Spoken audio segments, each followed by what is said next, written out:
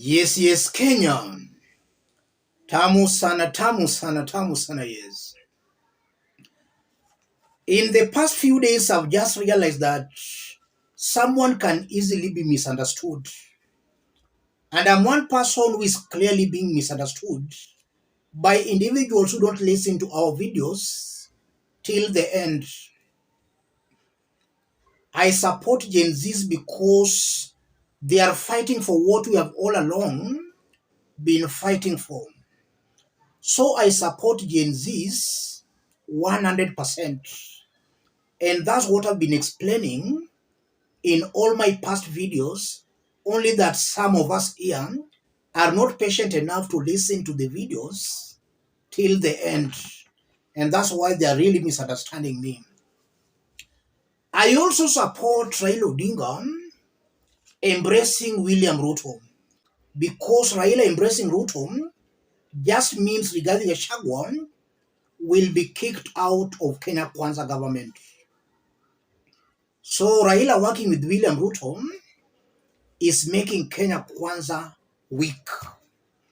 A weak Kenya Kwanza government is good for the country. And with the Raila Odinga, we know, after Rigathi Gachagua being kicked out of the government,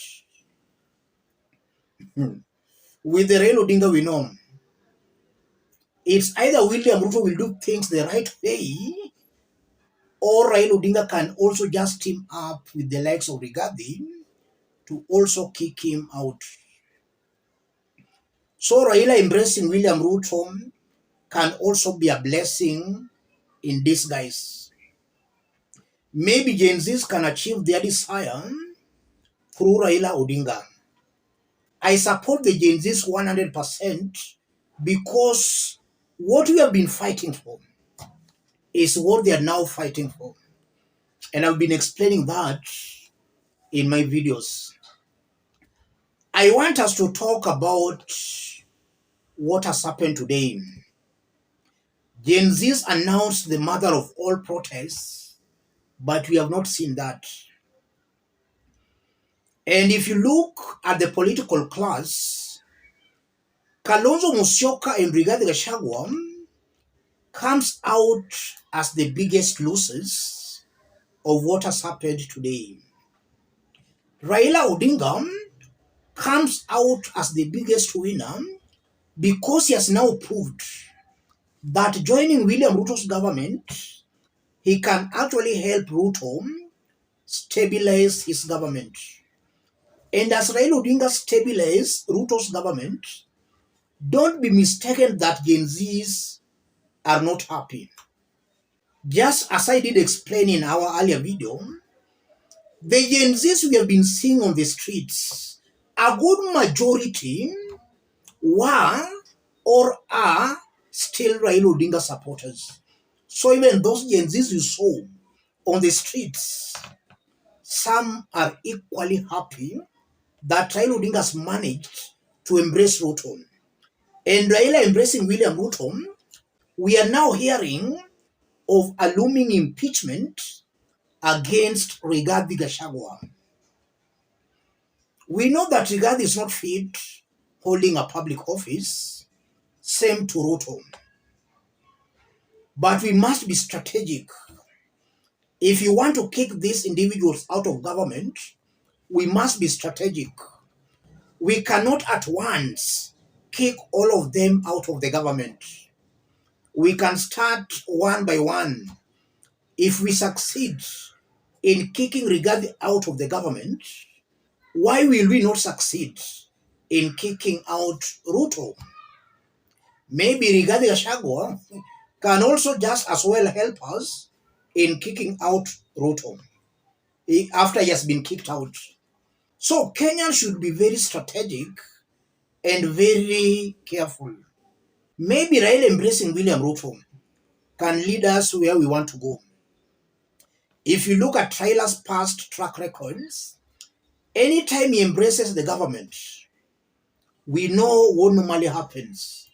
And even in 2024, the trend might still just be the same.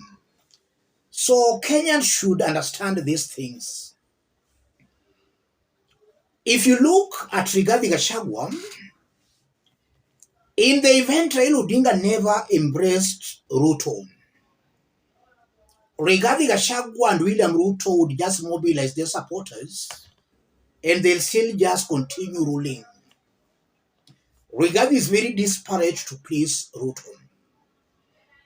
And Kenyans will still just remain holding protests and making noise on the streets. Ruto would just mobilize his supporters, same to Rigathi, and they still just continue ruling. I hope Kenyans can understand what I'm trying to say. So let's not attack one another. We are all reading from the same page. Maybe I'm not explaining it the right way, but we are all reading from the same page. We want Ruto to go. And I believe for William Ruto to go, Rigathi has to go first. If Ruto goes before Rigathi, then it means Rigathi will just take over. And from Rigathi Gachagua, we have seen in the past 2 years, it will even be more difficult to remove Rigathi Gachagua. So it's better he goes first before we go for William Ruto. I'm spilling some information that we should not be spilling out in public, but I'm forced to do that. From what happened today again, we've seen across the country, and we've seen in Kisumu, Homa Bay, Migori, Western Coast, Nairobi, Kenyans have avoided the protests. One lesson and one thing Kenyans should know, let's not focus our attacks on the wrong people.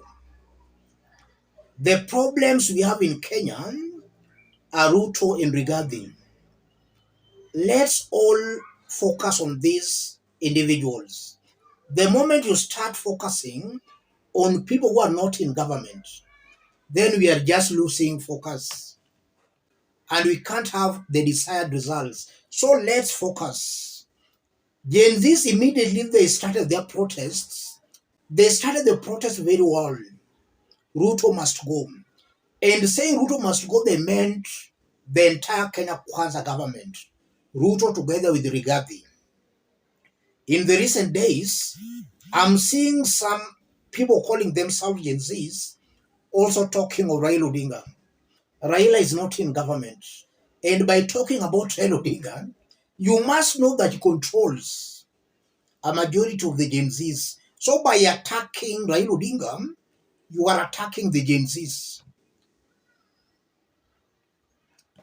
Let's see things clearly, ladies and gentlemen. As I conclude, my advice to Kalonzo Musyoka, stand as Kalonzo Musyoka. If you start embracing somebody like Rigathi Gachagua, then you are not in any way better than Raila Odinga embracing Ruto. So as you attack Raila Odinga for embracing Ruto, be very careful not to embrace Rigathi. Rigathi is worse off than Ruto. So Kalonzo, just stand as a man and Kenyans will support you. If you embrace Rigathi, Kenyans will run away from you. That's my advice to Kalonzo Musyoka. And to Kalonzo or to his supporters or to any other person who is angry with Raila Odinga, they should also be told that Gen Zs are not living in a vacuum. If you see some of them, they will tell you that we support this person. It's only that they can't make that in public, but they're not living in a vacuum. They have their preferred leaders. So don't think they are tribeless or leaderless. They have their leader, only that they are pushing for a good cause, which is now being supported by all Kenyans. And for Kenyans to support them, they must be tribeless, leaderless, and partyless. If they start showing their leaders or their parties, Kenyans will start attacking the Gen Zs.